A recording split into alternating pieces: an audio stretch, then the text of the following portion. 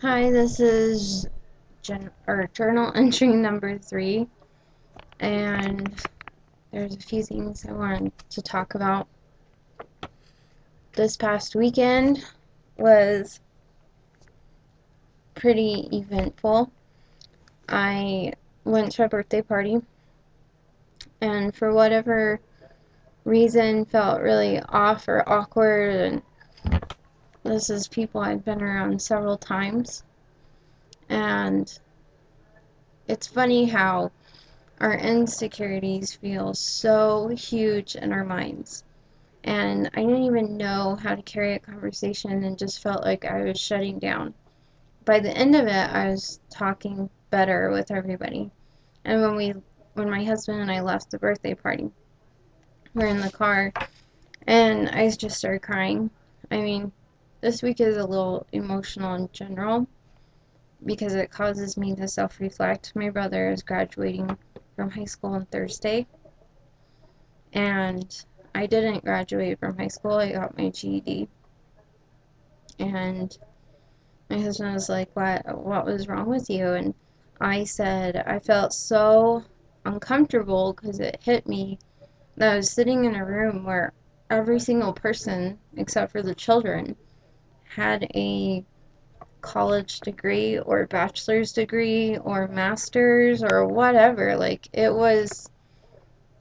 I felt so self-conscious and I didn't know how to deal with it.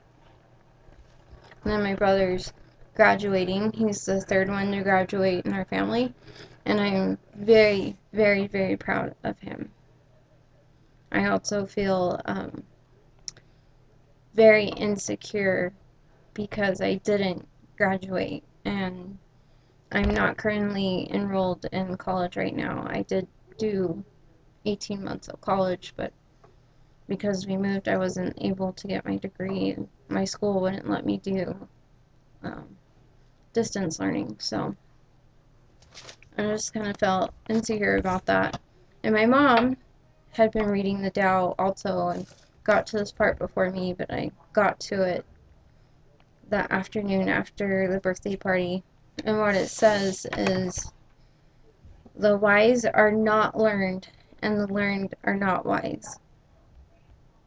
And I thought that was so beautifully put, because in the Tao of Pooh, it kind of like, it compares Confucianism and the Tao, and how the Tao watched Confucianists and they're running around and trying to gain knowledge, and the people that live the Tao see them as kind of like muddying the waters, like they're not enjoying what's there already and the natural knowledge that we hold within ourselves.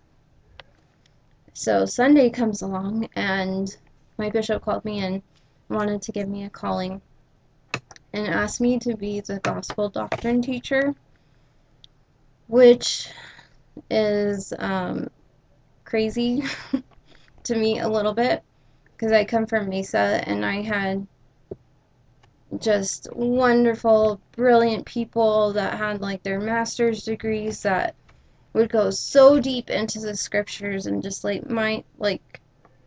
blow your mind and make you realize that you'd never seen certain things that are sitting there.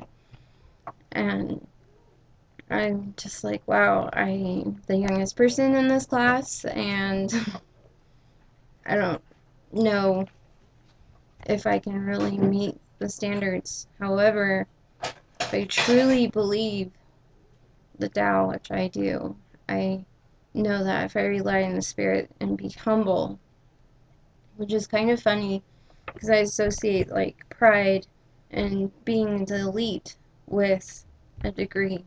However, to be Christ followers, we have to be meek and humble, and that's where we can gain the true knowledge. And so it was very humbling for me to find out that I now have this calling. And it's funny because I wrote this saying down on a paper.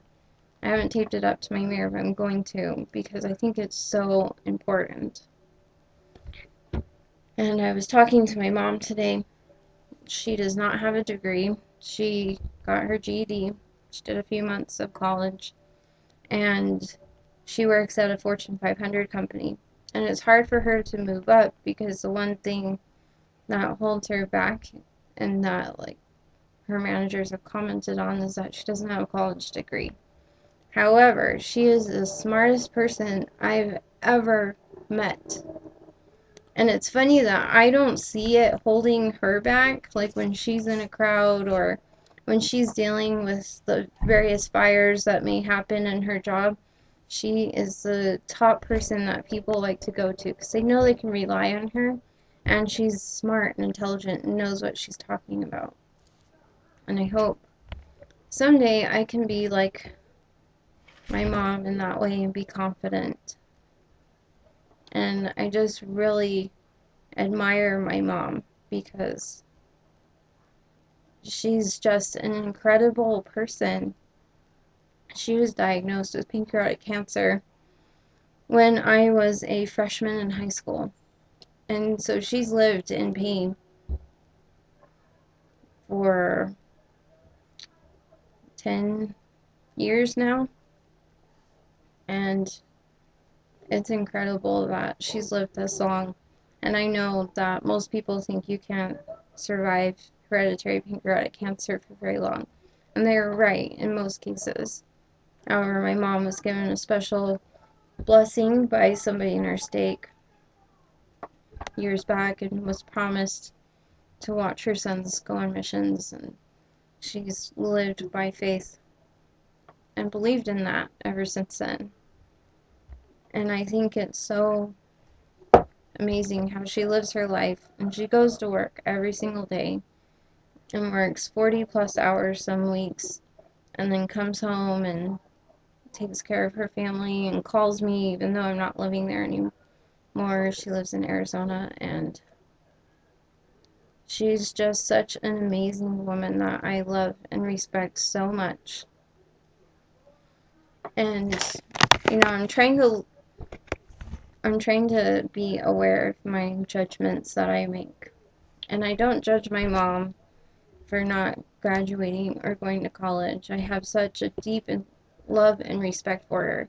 And I don't judge her when she's sick or has a pancreatic attack.